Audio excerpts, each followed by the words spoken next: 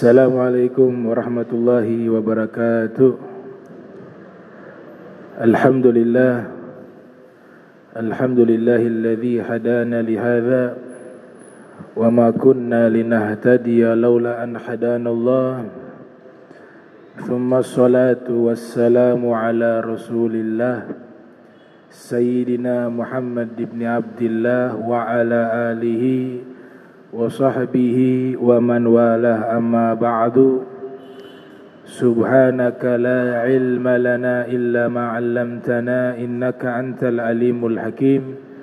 Rabbi israh li sadri wa yassir li amrin wahlul 'uqdatam min lisani yafqahu qawli wasadid lisani wahdi qalbi bihaqqi sayyidina Muhammadin sallallahu alaihi wa alihi wa barak wa sallam. Ya man huwa fi uluwihi kain, ya man huwa fi fi'li hamid, ya man huwa fi majdihi matin. Allahumma akrimna binuril fahmi wa akhrijna min zulumatil wahmi warzuqna fahman nabiyyin wa hifdal mursalin wa ilhama malaikatil mukarrabin. Rabbana zidna ilman wa fahma wa aqla ya akramal akramin bihaqqi sayyidina Muhammadin sallallahu alaihi wasallam wa ala alihi wa ashabihi wa azwajihi wa ila hadratin Nabi Muhammad sallallahu alaihi wasallam. Alhamdulillahi rabbil alamin. Qala muallif rahimahullah fi babi bunyanil masjidi an Abdillah ibn Umar radhiyallahu anhuma qala innal masjida kana ala ahdi Rasulillah mabniyan bil labin wa saqfuhu bil jarid wa umuduhu khashabu nakhli falam yazid fihi Abu Bakrin radhiyallahu anhu syai'an wa zada fihi Umar wa banahu ala bunyanihi fi ahdi Rasulillah sallallahu alaihi wasallam bil labin wal jarid wa ada umudahu khashaba thumma ghayyarahu radhiyallahu anhu fazada fihi ziyadatan kathiratan wa bana jidaruhu bil hijaratil manqushah wal qassah wa ja'ala umudahu min hijaratin manqushatin wa saqfahu bisaj. Hadis yang ke-280, bab tentang membangun masjid. Kita sampai di bab bunyanil masjid, tentang membangun masjid. Dari Abdillah ibn Umar radhiyallahu anhuma qala, dari Abdillah bin Umar, anak dari Sayyidina Umar bin Khattab.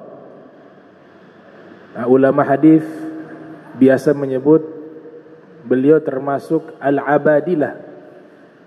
Al-Abadilah adalah sahabat-sahabat yang memiliki nama Abdullah yang alim. Di antaranya adalah Abdullah bin Umar. Yang pertama, ada 4 orang. Yang kedua Abdullah bin Abbas. Yang ketiga Abdullah bin Zubair. Yang keempat Abdullah bin Amr bin As. Ini ulama hadis biasa menyebut dengan Al-Abadilah. Dan sahabat yang memiliki nama Abdullah itu sekitar 300 sahabat Nabi. Sudah dihitung oleh Ibnu Iraqi. Al-Imam Al-Iraqi membuat satu survei khusus meneliti nama-nama sahabat yang bernama Abdullah. Beliau dapati ada 300 orang. Abdullah bin Umar radhiyallahu anhuma qala, berkata, innal masjida kana ala ahdi Rasulillah sallallahu alaihi wasallam. Sesungguhnya masjid di zaman Nabi, di zaman Rasul sallallahu alaihi wasallam, mabniyan bil labin, dibangun menggunakan labin, batu bata. Jadi dinding-dindingnya itu dari batu bata. Kalau di Jazirah Arab, khususnya di Yaman, Saudi Arabia juga zaman dulu itu lumpur. Ya, lumpur dicetak seperti batu bata kemudian disusun. Nah, rumah-rumah tradisional masih banyak yang menggunakan bahan tersebut tanpa menggunakan semen. Nah, unik rumah daripada bahan tanah liat atau lumpur itu, kalau di luar cuaca panas, di dalam dingin.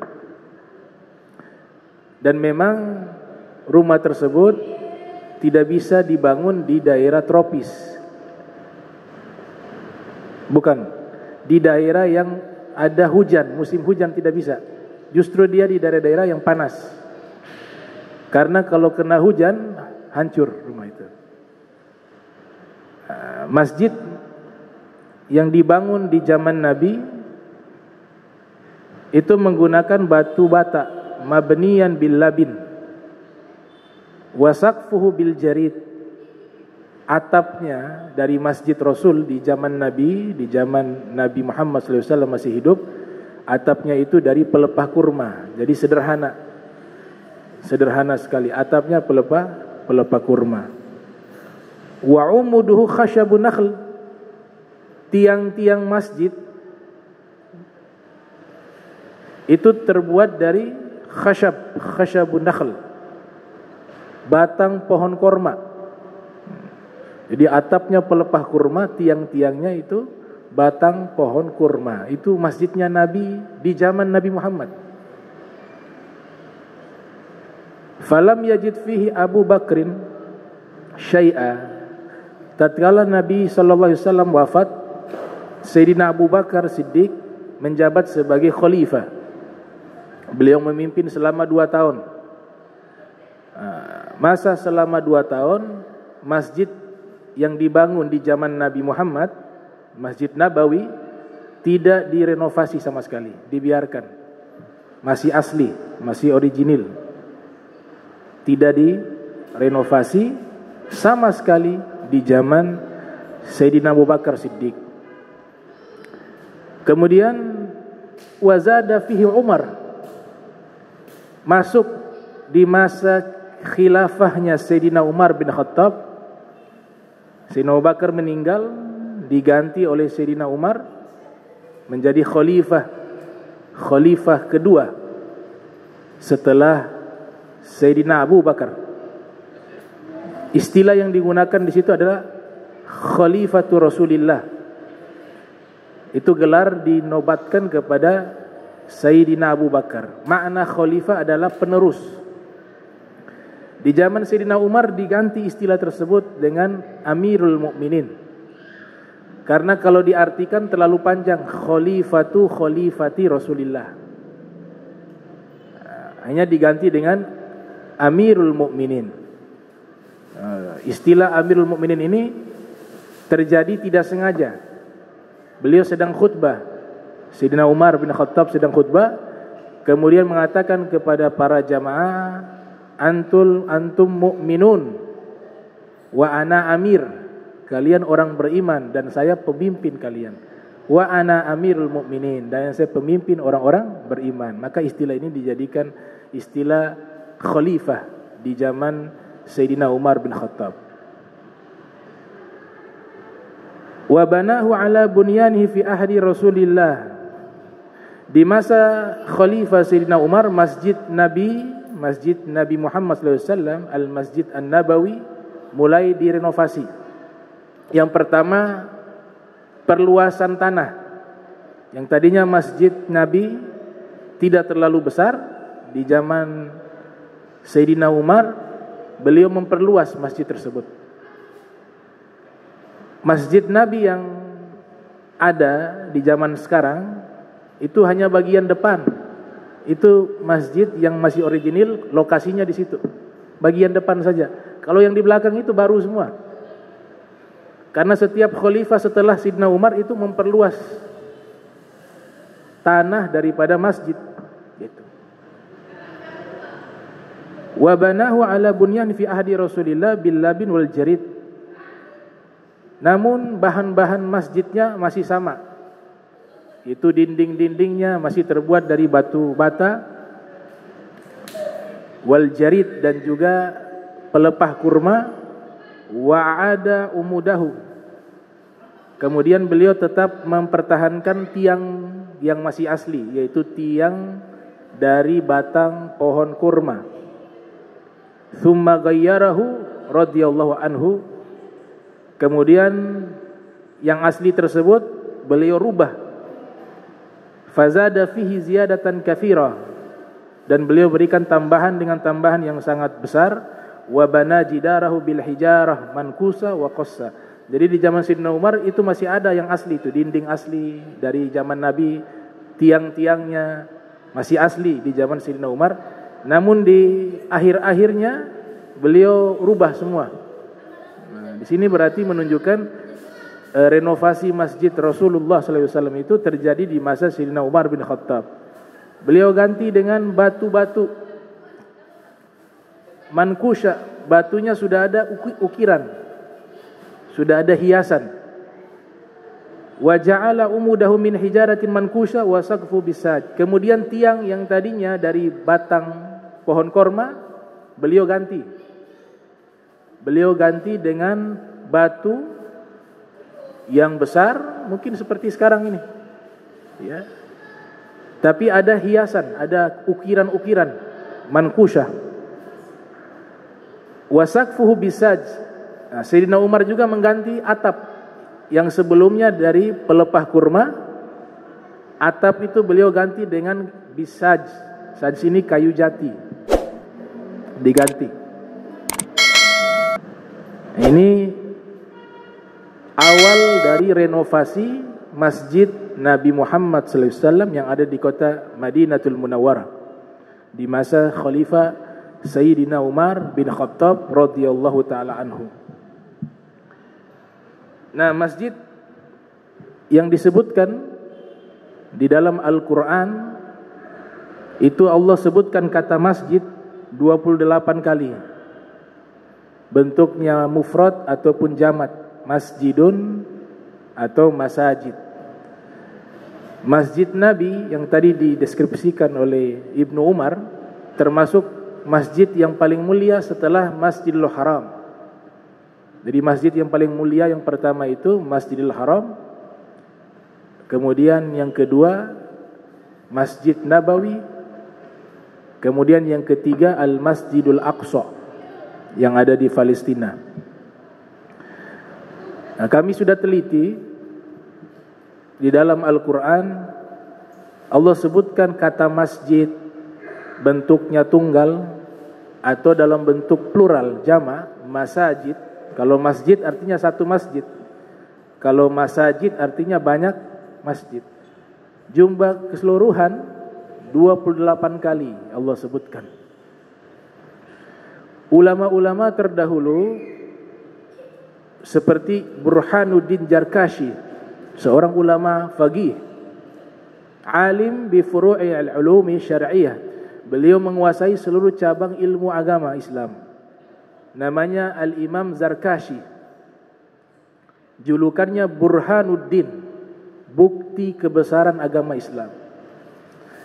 Beliau membahas secara khusus tentang masalah masjid dalam satu kitab beliau berjudul I'lamus Sajid fi Ahkamil Masajid. Kalau kita ingin mengetahui masalah-masalah yang berkaitan tentang fiqhul masjid, pemahaman tentang hukum masjid, mulai dari wakafnya, mulai dari hukum menyimpan dana masjid, penggunaan dana masjid, kemudian masjid-masjid yang mulia seperti apa, di mana saja letak-letaknya masjid tersebut. Masalah yang berkaitan tentang masjid seluruhnya beliau bahas dalam kitabnya I'lamus Sajid fi Ahkamil Masajid. Al-Imam Zarkashi. Kemudian ulama kedua yang mengarang kitab tentang masalah masjid, ulama lokal tapi ilmunya internasional. Nah, jadi ulama-ulama Indonesia terdahulu itu ilmunya internasional. Beliau mengarang kitab menggunakan bahasa Arab. Namanya Kiai Haji Ja'far Shadiq di Pasuruan, Jawa Timur. Beliau punya kitab risalah kecil, itu membahas tentang masalah masjid. Bagaimana penggunaan dana masjid, bagaimana tentang masalah wakaf masjid, dan lain sebagainya dibahas dalam kitab berjudul Risalatul Amajid fi Ahkamil Masajid, nama kitabnya. Risalatul Amajid fi Ahkamil Masajid. Di dalam Al-Qur'anul Karim Allah Subhanahu wa taala mengulang-ulang kata masjid 28 kali, bentuk mufrad atau bentuk jamak. Di antara firman Allah Subhanahu wa taala, innama ya'muru masajidallah man amana billahi wal yaumil akhir. Sesungguhnya orang-orang yang beriman kepada Allah dan hari akhir, mereka adalah orang-orang yang memakmurkan masjid, kata Allah Subhanahu wa taala. Meramaikan masjid dengan kegiatan-kegiatan yang baik. Seperti saat ini kita berkumpul di masjid melakukan satu kegiatan yang paling baik dalam syariat Islam. Apa itu? Menuntut ilmu.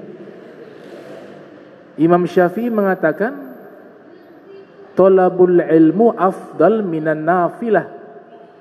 Al-Imam Syafi'i, menuntut ilmu agama lebih afdal dari seluruh solat sunnah.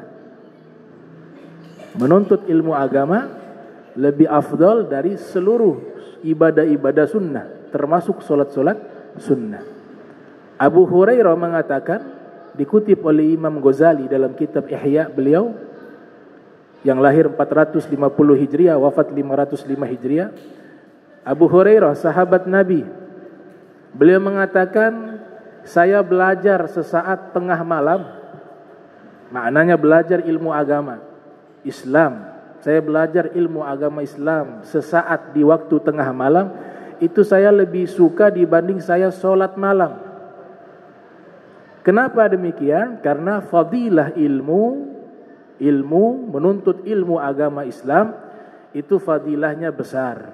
Cukup satu hadis Nabi nyatakan, man salaka tariqa yaltamisu fihi ilma sahhalallahu bihi tariqa ilal jannah. Siapa yang ingin berjalan dengan perjalanan menuju surga, maka dia belajarlah ilmu agama Islam. Maka itulah jalan yang paling mudah Allah mudahkan untuk menuju ke dalam surganya Allah Subhanahu wa taala. Kemudian Nabi menyatakan orang yang membangun masjid diberikan targhib, motivasi, diberikan satu dorongan. Dalam bahasa Arab, bahasa hadis disebut at-targhib. Makanya ada kitab berjudul At-Targhib wa Tarhib, karya Imam Al-Munziri. At-Targhib artinya memberikan motivasi dan semangat untuk kita melakukan kebaikan. At-Tarhib artinya suatu bentuk peringatan bahaya akan pelanggaran, maksiat, dosa. Nah, kedua-duanya inilah yang harus disampaikan seorang da'i. Basyirau wa nadhira. Kalau sifatnya Nabi dalam Al-Quran, basyirau wa nadhira, bawa kabar gembira, melakukan amal soleh, dapat pahalanya seperti ini, seperti itu, namanya targhib. Tempatnya di surga, membuat kita semangat. Tapi kalau melakukan dosa seperti ini, ada azabnya seperti ini, azabnya seperti ini, tempatnya di dalam neraka, itu namanya tarhib. Sifatnya Nabi Muhammad yang Allah sifati dalam Al-Quran, basyirau wa nadhira, memberikan kabar gembira tentang pahala surga, namun juga memberikan peringatan adanya azab dan neraka. Basyirau wa nadhira. Nah, targhib bagi orang yang membangun masjid, Nabi sallallahu alaihi wasallam bersabda sebagaimana hadis yang diriwayatkan oleh Imam Bukhari dalam sahihnya, yang lahir tahun 194 Hijriah, wafat 256 Hijriah, juga diriwayatkan oleh Imam Muslim dalam sahihnya yang lahir tahun 204 Hijriah, wafat 261 Hijriah. Rasul bersabda, man bana masjidah yabtagi bihi wajhallah banallahu lahu baitan fil jannah. Siapa yang membangun masjid, dalam riwayat yang lain, walaupun masjidnya itu sebesar sarang burung, walaupun tidak mungkin, tapi hanya gambaran, sumbangsi sekecil apapun dapat nilai pahala untuk membangun masjid. Wa asghar minhu. Riwayat yang lainnya Nabi tambahkan, walaupun masjidnya itu yang dibangun lebih kecil dari sarang burung, dia dapat kebaikan, dia dapat pahala. Nah, di riwayat yang sahih ini Nabi katakan, siapa yang membangun masjid dengan tanda kutip, ada tanda kutip, ya betagi bihi wajhallah, niatnya tulus, semata-mata ingin mencari ridhonya Allah. Karena banyak juga zaman sekarang masjid jadi tafakhur, jadi gengsi, ya, jadi satu model. Ditanya mau bangun masjid, dibuat masjid megah, tapi niatnya bukan karena Allah, menunjukkan loh ini saya punya amalan, ini saya punya kekayaan. Sekarang ini bukan kita prasangka buruk, tidak, tapi Nabi sudah kabarkan di akhir zaman banyak masjid-masjid besar itu tafakhur. Niatnya apa? Berbangga-bangga. Sudah tidak murni karena Allah. Nah, yang seperti ini tidak dapat balasan kebaikan di sisi Allah Subhanahu wa taala. Tapi bukan berarti kita langsung berprasangka buruk, tidak boleh. Ini hanya gambaran umum. Memang ada hadisnya, min asratis sa'ah, bagian dari tanda-tanda hari kiamat itu banyaknya masjid yang megah-megah, yang mewah-mewah. Itu tanda kiamat, bukan berarti haram, tidak, boleh, nggak dikatakan haram. Adapun masalah haram dengan berlebihan, dengan apa sebagainya, itu masalah fikih. Para ulama berbeda pandangan tentang nanti kubahnya kubah emas bagaimana. Nah, itu ada khilaf. Ada yang mengatakan tidak masalah untuk mengagungkan rumahnya Allah dan seterusnya. Tapi yang kita maksud di sini adalah niatnya yang Allah berikan bagi orang yang melakukan amalan apapun, termasuk membangun masjid, itu tidak boleh niatnya tafakhur. Mau membantah ini masjid lebih bagus dari sana, kita bangun lebih bagus. Tidak. Niat-niat yang harus kita perbaiki, ya betagi wajah Allah.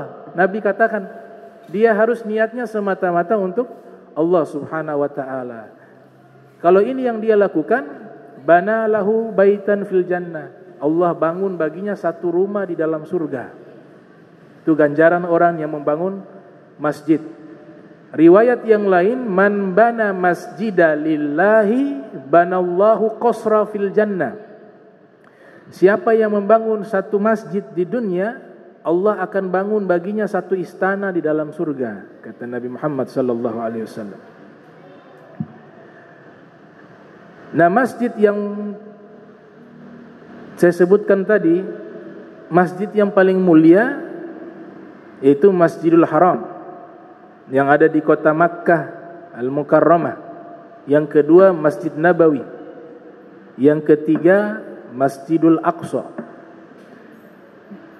Sekali solat yang dilakukan di Masjidil Haram itu pahalanya 100.000 solat di masjid yang lain.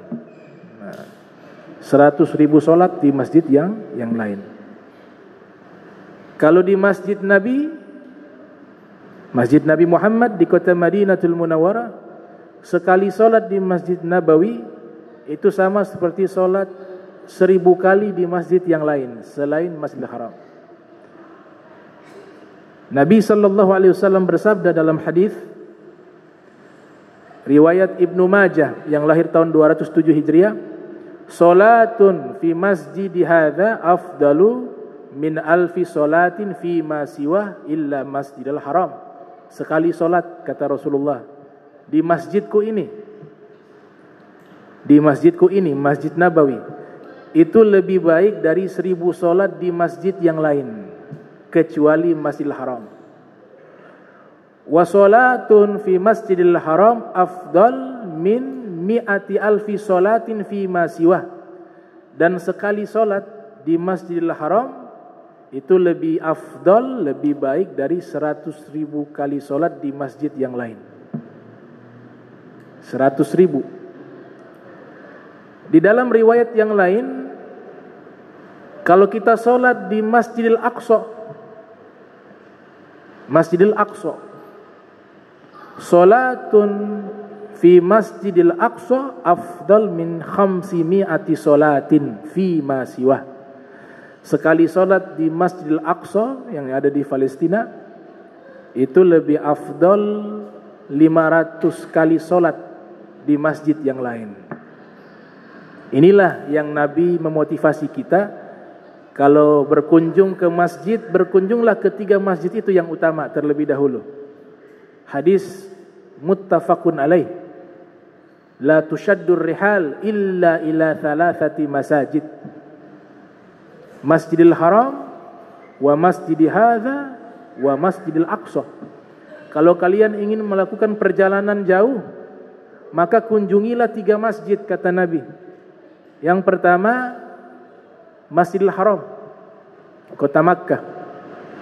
Yang kedua, Masjidi hadza. Nabi tunjuk itu, Nabi, masjidku ini, Masjid Nabawi. Yang ketiga, Masjidil Aqsa. Kenapa Masjidil Haram bisa menjadi masjid yang paling mulia? Dia punya ikatan dengan sejarah historis. Masjidil Haram menjadi masjid yang paling mulia karena masjid pertama yang ada di dunia ini, di bumi ini adalah Masjidil Haram. Jadi masjid pertama, bahkan bangunan pertama di dunia itu adanya di Makkah, Al-Masjidul Haram.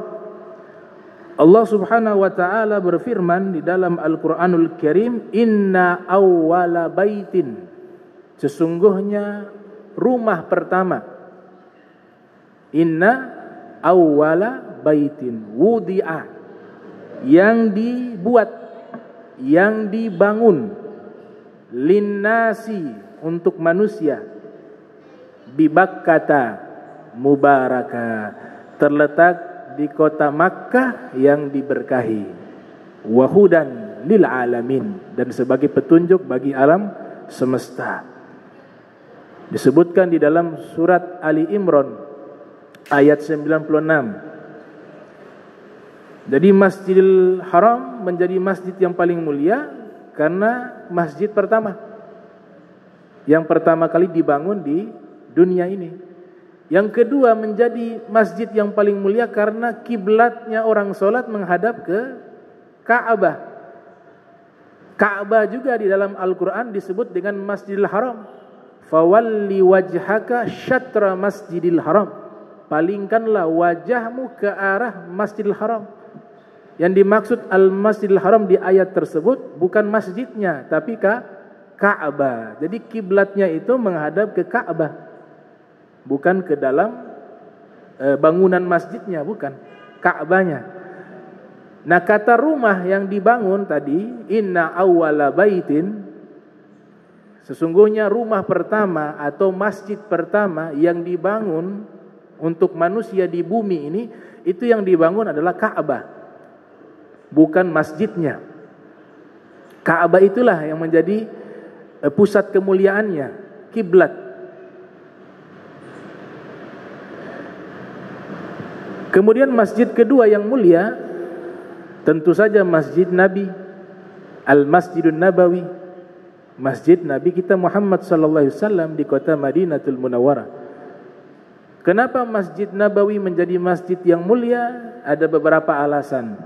Yang pertama, Masjid Nabawi ini dibangun oleh para sahabat dan juga Nabi Muhammad ikut serta dalam proses pembangunan.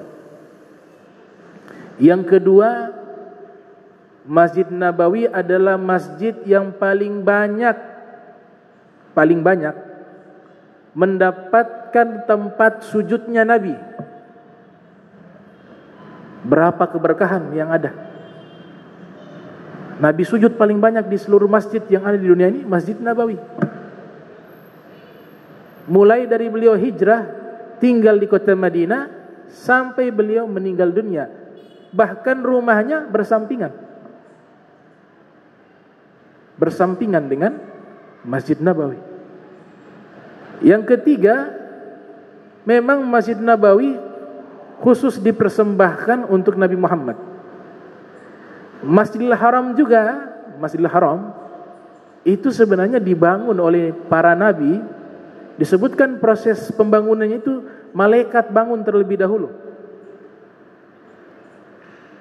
Masjidil Haram, Ka'bah dibangun oleh malaikat, kemudian diteruskan oleh Nabi Ibrahim, Nabi Adam, kemudian Nabi Ibrahim, Nabi Ismail. Sebenarnya mereka diperintahkan membangun Ka'bah, itu mereka sudah tahu dibangun Ka'bah untuk menjadikan Ka'bah itu kiblatnya orang muslim, kiblatnya Nabi akhir, Nabi Muhammad SAW. Jadi hakikat Masjidil Haram itu dan Ka'bah itu dibangun untuk Nabi Muhammad.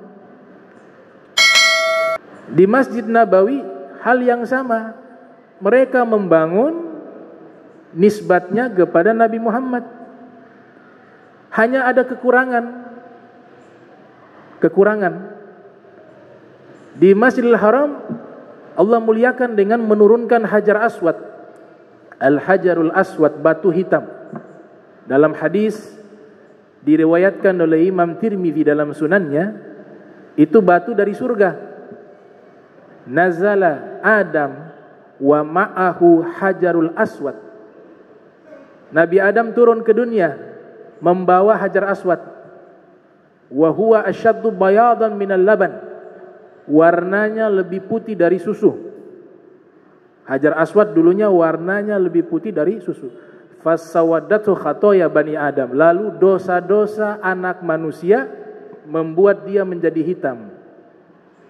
Jadi dia warnanya putih bersih, tapi karena dosa manusia, seluruh manusia punya dosa, itu menyebabkan ada noda hitam.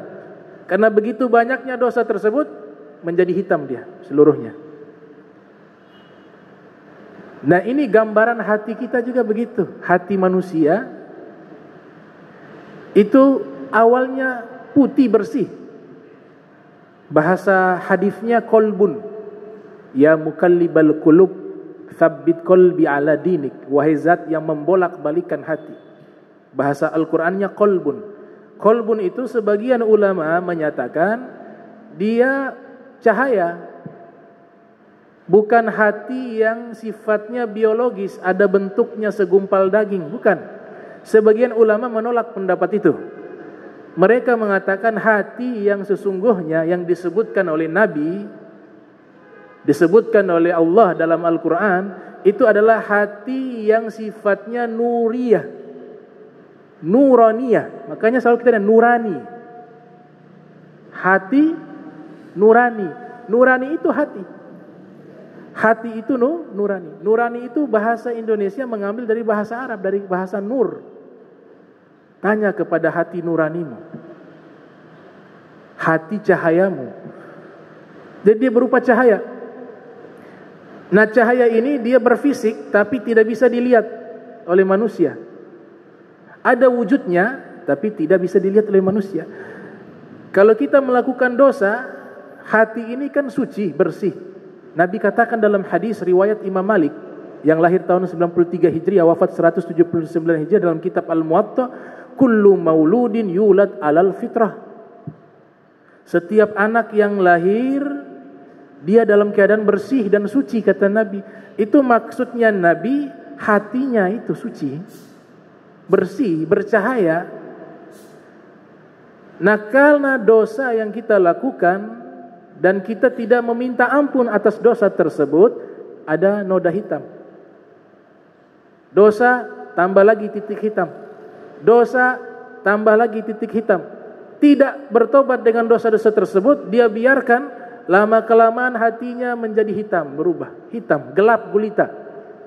Kalau sudah hitam jadi seperti batu. Itu yang Allah nyatakan dalam Al-Quran. Summa qasat qulubuhum min ba'di dzalika. Kemudian hati mereka mengeras setelah itu.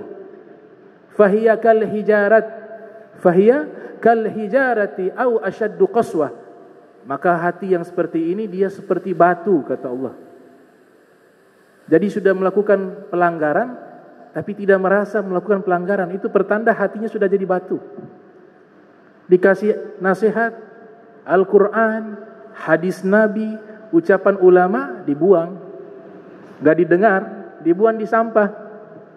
Gak bisa masuk, kenapa? Dia harus bertobat dulu. Ada dosa yang menghalangi dia menerima cahaya kebenaran Allah. Mahjub bahasanya, tertutup. Ini yang menyatakan Abu Thalib Al-Makki, seorang sufi namanya Abu Thalib Al-Makki, dalam kitabnya Qutul Qulub.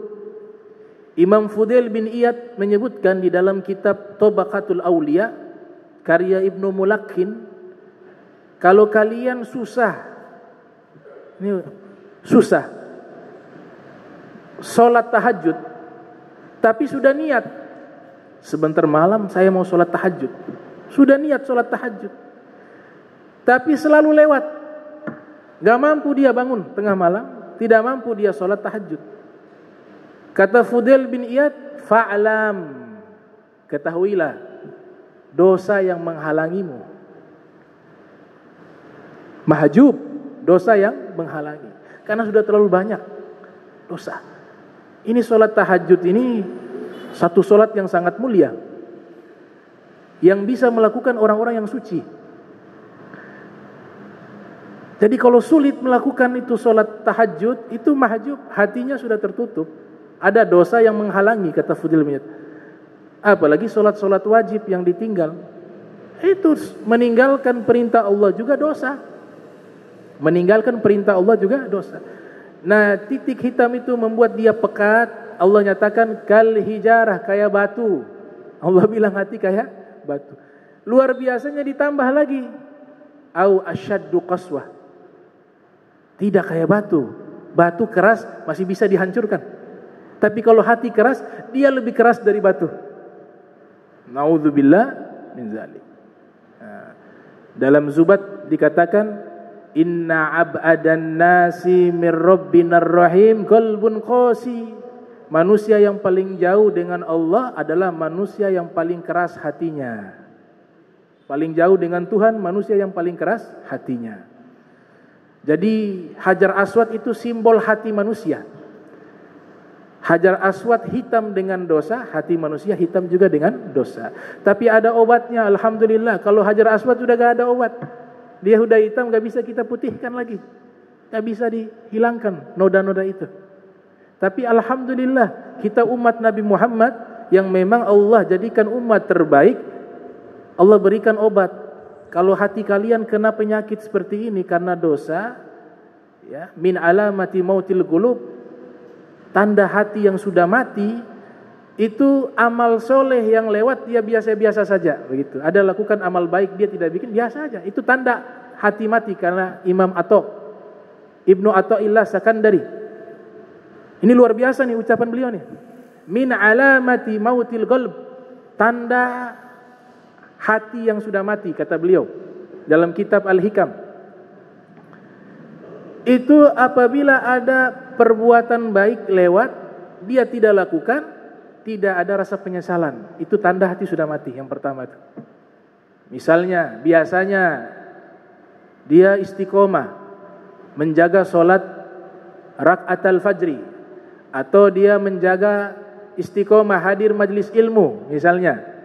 Tahu-tahu ada halangan tidak bisa hadir, kemudian dia menyesali, Allah menyesal. Nah, ini hati hidup. Dia punya hati ini hidup. Tapi kalau amal baik lewat, dia biasa-biasa saja, tidak ada penyesalan, kata Imam Ibnu Athaillah Sakandari, min alamati, itu tanda mati hatinya. Tanda mati hatinya. Oh, luar biasa ulama tasawuf membahas tentang masalah Hajar Aswad dengan hati. Kemudian tadi saya katakan bahwa di Masjidil Haram punya benda dari surga, Hajar Aswad. Tapi di Masjid Nabawi gak ada. Awal pembangunan tidak ada. Allah Subhanahu wa taala tidak mau membiarkan Masjid Nabi itu biasa-biasa saja. Lah ini masjid kekasihnya. Kalau di Makkah, Ka'bah, Masjidil Haram ada Hajar Aswad. Di Masjid Nabi juga harus dibawa benda dari surga dong. Apa? Turbah, tanah dari surga. Di Makkah, Masjidil Haram, Ka'bah, batu. Di Masjid Nabawi, tanah surga. Dibawa oleh malaikat Jibril, diletakkan di antara kamar Nabi dan mimbar Nabi. Raudhah. Nabi katakan dalam hadis, "Ma baina ghurfati wa mimbari raudhatun min riyadil jannah." Di antara kamarku dan mimbarku, kamar dan mimbarku. Di situ ada satu lokasi namanya Raudhah min riyadil jannah, taman dari taman surga. Allah harus berikan kemuliaan masjidnya. Pokoknya yang di situ ada Nabi Muhammad harus dilebihkan, harus dimuliakan. Riwayat yang lain, ma baina baiti wa mimbari, di antara rumahku dan mimbarku ada taman surga. Di riwayat yang lain, ma baina qabri wa mimbari, di antara kuburanku dan mimbarku ada taman surga. Ini hadis redaksinya bermacam-macam, diriwayatkan oleh Imam Malik, diriwayatkan oleh Imam Bukhari di dalam kitab hadis mereka. Di dalam kitab Fathul Bari, karya Al-Hafiz Ahmad bin Ali Ibnu Hajar Al-Asqalani yang lahir tahun 773 Hijriah, wafat 852 Hijriah, beliau mengatakan ketika mengomentari hadis tersebut bahwa tanah yang ada di Raudhah itu dinamakan dia taman surga karena memang tanahnya asli dari surga, bukan bahasa kiasan, asli dari surga, original. Jadi tempat mustajab. Al-Imam Jalaluddin As-Suyuti yang lahir tahun 849 Hijriah, wafat 911 Hijriah, mengarang kitab tempat-tempat mustajab. Judulnya Iddatul Inaba fi Amakinil Ijabah, nama kitabnya. Di antara tempat-tempat yang mustajab adalah Raudhah, tempat doa kita cepat diterima Allah. Kalau kita, ya insya Allah semua bisa umroh, bisa haji, biar bisa lihat langsung bagaimana itu. Kalau Raudhah itu di Masjid Nabawi, waktu kami umroh, saya dengan Ami Alwi, Albar, itu karpet hijau, dibuat tanda karpet warna hijau di bagian depan masjid. Di sampingnya ada makomnya Rasul. Nah itulah namanya Raudhah. Jadi cukup panjang juga. Kalau diartikan kamarnya Nabi ya di kuburan itu, karena itulah tempat beliau dikuburkan, di kamarnya Sayyidatuna Aisyah, tempatnya Nabi Muhammad SAW. Ke mimbar itu cukup panjang. Sepanjang itulah tanah surga. Diletakkan Raudhah. Raudhah ini taman, diletakkan karpet hijau. Situ simbol bahwa di situ adalah namanya Raudhah. Jadi Allah perintahkan langsung membawa tanah surga kepada Nabi Muhammad sallallahu alaihi wasallam. Kemudian masjid yang mulia yang ketiga, Al-Masjidil Aqsa, yang ada di Palestina, Yerusalem. Kenapa Masjidil Aqsa bisa dijadikan masjid yang mulia? Ada beberapa alasan. Yang pertama, masjid kedua yang dibangun di dunia ini, Masjidil Aqsa. Setelah Masjidil Haram, kemudian Masjidil Aqsa dibangun oleh malaikat. Kata Al-Imam Ibnu Katsir. Al-Imam Ibnu Katsir yang lahir tahun 700 Hijriah, wafat 774 Hijriah, menyatakan dalam tafsirnya bahwa Al-Masjidil Aqsa pertama kali dibangun oleh malaikat atas dasar perintah Allah. Lokasinya, tempatnya itu dipilih oleh Allah, kemudian dibangun oleh malaikat. Ini pendapatnya Ibnu Katsir dalam tafsirnya, juga pendapatnya Imam Qurtubi dalam tafsirnya, juga pendapat Al-Imam Abu Ja'far Muhammad Ibnu Jarir At-Tabari yang lahir tahun 224 Hijriah, wafat 310 Hijriah, dalam tafsirnya Jami'ul Bayan. Setelah malaikat bangun, dilanjutkan oleh Nabi Adam, dilanjutkan oleh Nabi Ibrahim, dan seterusnya. Jadi dijadikan Al-Masjidil Aqsa menjadi mulia karena masjid kedua yang dibangun di muka bumi ini setelah Al-Masjidil Haram.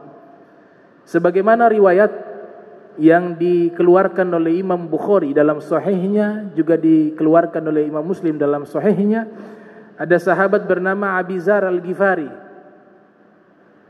Abi Dzar Al-Ghifari berkata, "Qultu ya Rasulullah," saya bertanya kepada Rasulullah, "Ya Rasulullah, ayyu masjidin wudi'a fil ardi awal?"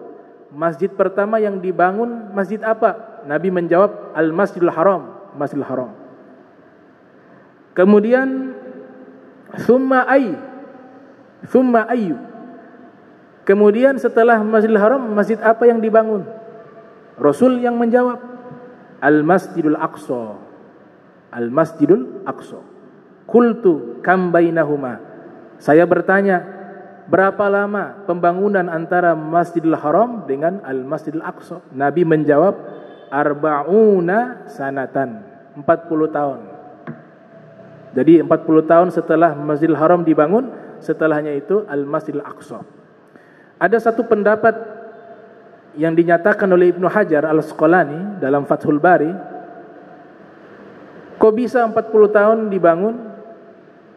Beliau berkeyakinan dibangun oleh anak Adam setelah malaikat. Nah, anak Adam ini adalah anak turunannya Nabi Adam. Mereka hijrah. Karena Nabi Adam sebagaimana disebutkan di masa beliau hidup, beliau sempat melihat anaknya, cucunya, ceceknya terus ke bawah, 400.000 orang.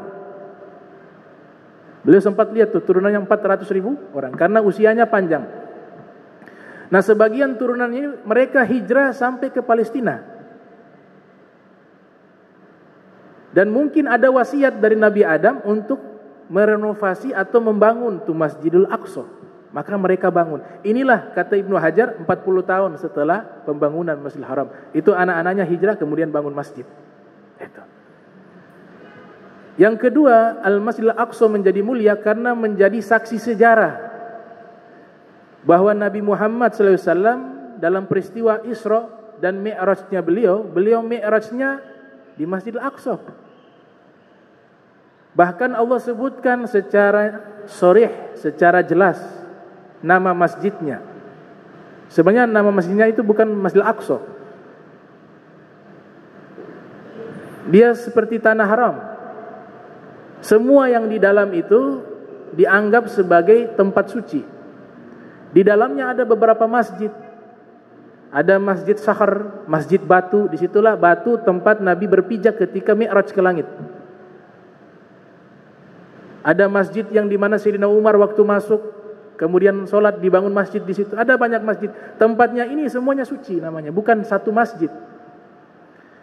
Adapun istilah yang digunakan Al-Masjidil Aqsa itu artinya masjid yang terjauh. Aqsa itu artinya terjauh.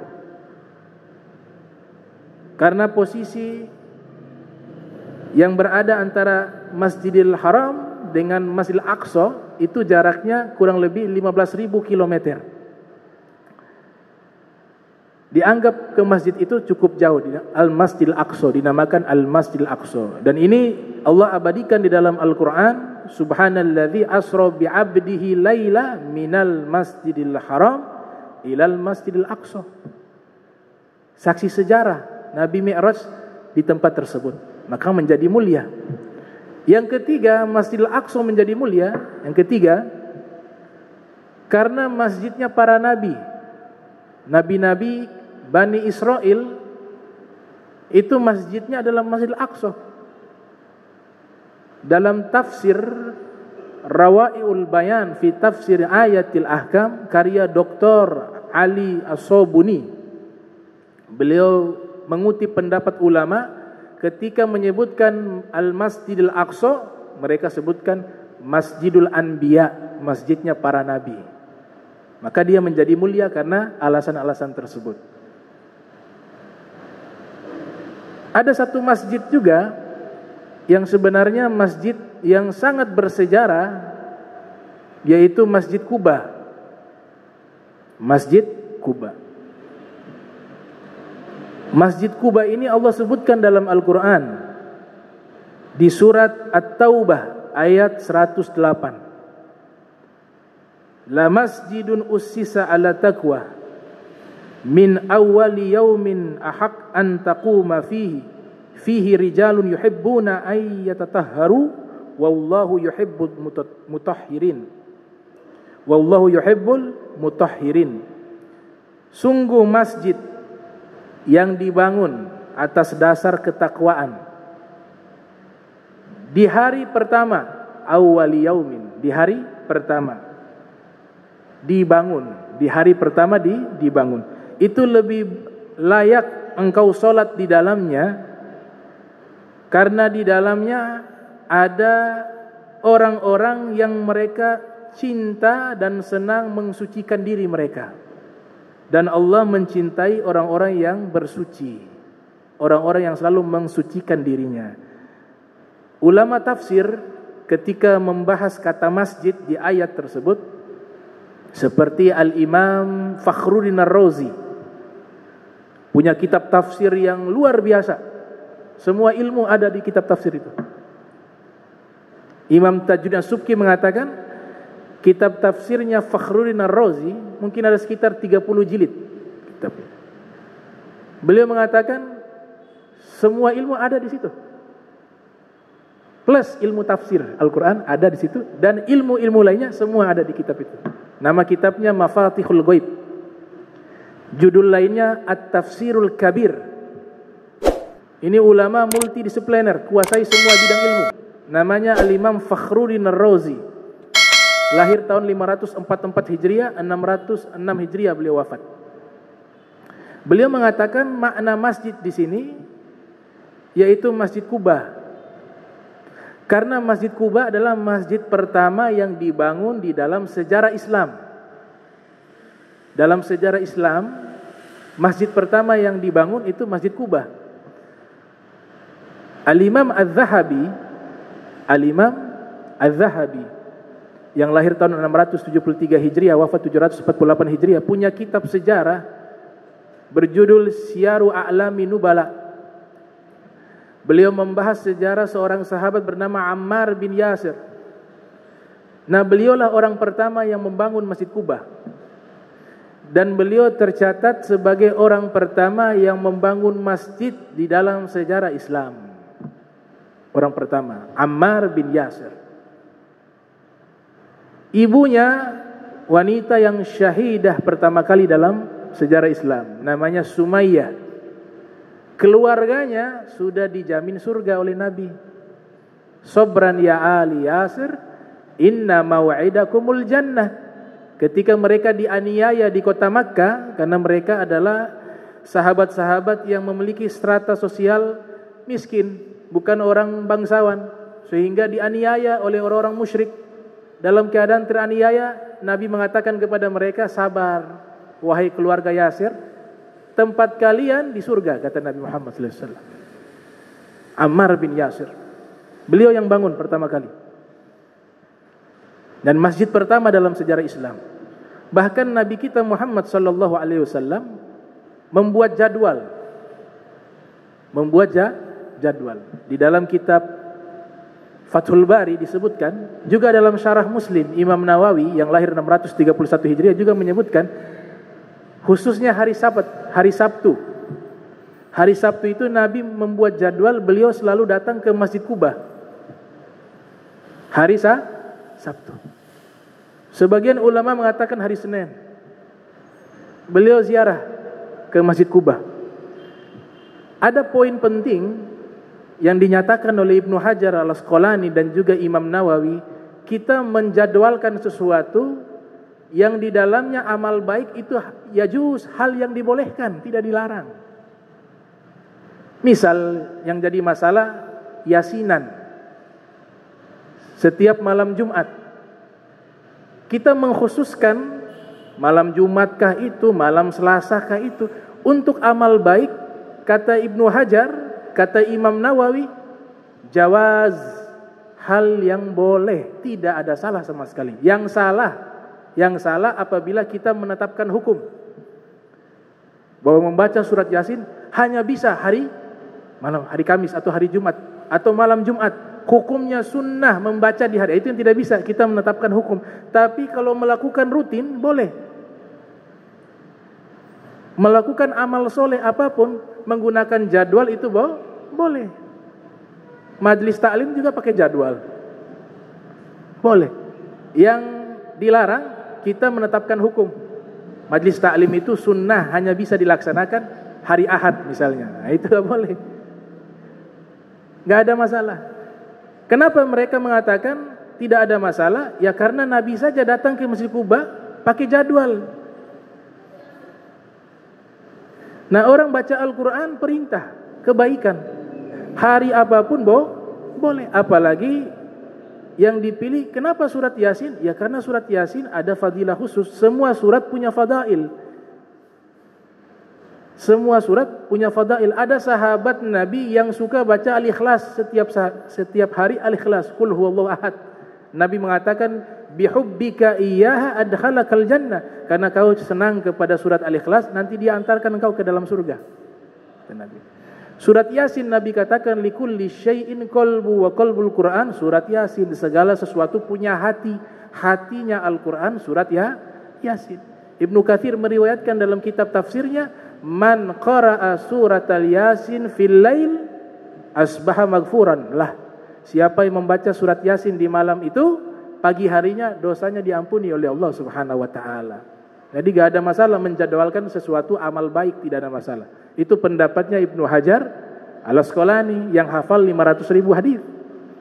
Juga pendapatnya Imam Nawawi, Al-Imam An-Nawawi berpendapat demikian. Nah, Masjid Quba ini Nabi mengatakan dalam hadisnya diriwayatkan oleh Imam Tirmizi, as-salatu fi Masjid Quba ka umrah. As-salatu fi Masjidil Quba kal umrah. Salat di Masjid Quba pahalanya seperti umrah, kata Rasul sallallahu alaihi wasallam. Imam yang diangkat oleh Nabi untuk menjadi imam di Masjid Quba namanya Sa'ad ibnu Ubaidah. Namanya Sa'ad ibnu Ubaidah. Beliau jadi imam tetap di masa Nabi, di masa Nabi Muhammad. Karena Nabi Muhammad imamnya kan di Masjid Nabawi. Hanya hari Sabat saja beliau datang. Tapi kalau hari Jumat semuanya ke Masjid Nabawi. Siapa yang berani khutbah? Nabinya dengar? Enggak ada. Enggak ada. Di zaman Nabi enggak ada yang khutbah Jumat kecuali Nabi Muhammad. Di zaman Nabi Muhammad di Masjid Nabawi yang imam Nabi Muhammad. Jadi khutbah Jumatnya semuanya mereka dari jauh datang. Salat Jumat datang, yang khutbah Rasulullah. Tidak ada yang berani mengganti Nabi menjadi khotib. Muazzinnya namanya Sa'ad bin Aiz. Muazzinnya namanya Sa'ad bin Aiz. Ini disebutkan oleh Ibnu Athir dalam kitabnya Asadul Ghabah fi Ma'rifatis Sahabah. Nah, ini sekilas tentang sejarah masjid yang ada di dalam kitab-kitab para ulama. Mudah-mudahan Allah Ta'ala jadikan kita sebagaimana yang difirmankan, innama ya'muru masajidallah man amana billahi wal yaumil akhir. Amin ya rabbal alamin. Allahumma jam'ana hadza jam'a marhuma wa tafarraqana min ba'di tafarraqa ma'suma wa la tajal minna wa la minna syaqiya wa la mahruma. Allahumma nazzi qulubana 'ani ta'alluqi biman dunak waj'alna min qaumin tuhibbuhum wa yuhibbunak. Subhanaka bihamdika asyhadu an la ilaha illa anta astaghfiruka wa atubu ilaik. Wa sallallahu alaihi Muhammadin wa ala alihi wa sahbihi wa barik wa sallam wa lafu minkum. Wassalamu alaikum warahmatullahi wabarakatuh.